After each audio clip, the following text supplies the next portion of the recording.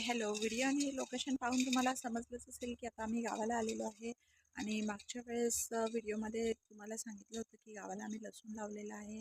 आणि आता जो लसूण कसा आलेला आहे हे मी तुम्हाला दाखवणार आहे. आणि इकडे अजूनही काय काय आहे हा मी पहिल्यांदाच असा मिनी ब्लॉग बनवत आहे.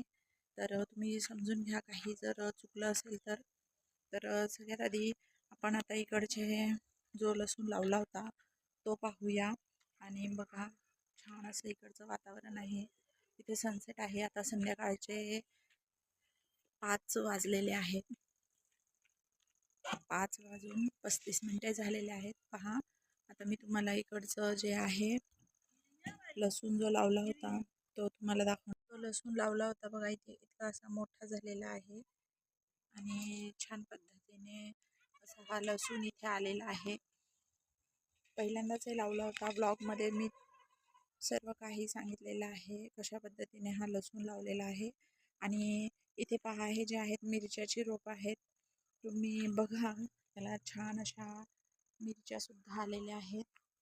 आता गावाकडचं वातावरण म्हणजे वेगळंच असतं. आणि इकडं जो परिसर आहे याच्या हे पहा, छान अशा या मिरच्या आलेल्या आहेत.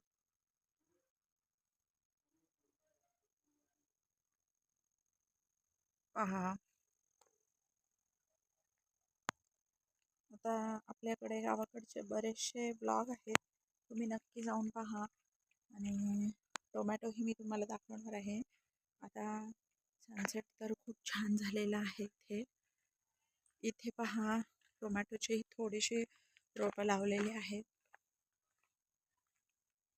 हे जे चेरी टोमॅटो आहे हे मी तुम्हाला मागच्या मिनी ब्लॉगमध्ये दाखवले होते. आता हे जे आहेत थोडेसे कांदे आहे. आणि इथे पहा, टोमॅटो आहेत. घराच्या समोरच थोडं थोडं असं सर्व काही आहे.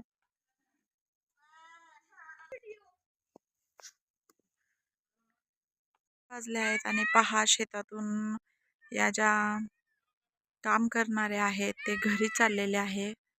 आणि मी तुम्हाला इकडचा आजूबाजूचा परिसरही दाखवते. छान अशा वातावरणात इथे बघा, हा जो आहे ऊस आहे. सगळीकडे इथे ऊसच आहे. ऊसाची शेती आहे आजूबाजूला. आणि तुमच्या गावाला बिबटे आहे का, नक्की कमेंट करून सांगा. आमच्या इथे तर अजिबात नाही आहे. कारण की आता सगळीकडे जो आहे बिबट्याचे वातावरण झालेले आहे. पण आमच्या इथे तर अजिबात नाही आहे. आणि हे पहा, सनसेटही झालेला आहे. व्हिडिओमध्ये तुम्हाला दिसत असेल. आणि आपला जो हा व्लॉग आहे याला भरभरून असा प्रेम द्या. व्हिडिओमध्ये मी तुम्हाला गावाकडची मॉर्निंग आणि इकडचे सर्व वातावरण तुम्हाला दाखवणार आहे. त्यासाठी पटकन चॅनलला सबस्क्राईब करून घ्या, व्हिडिओला लाईक करा. आणि असंच छान छान व्हिडिओसाठी अम्मायराज किचनला पटकन सबस्क्राईब करा. आणि तुमचे प्रेम असेच राहू द्या.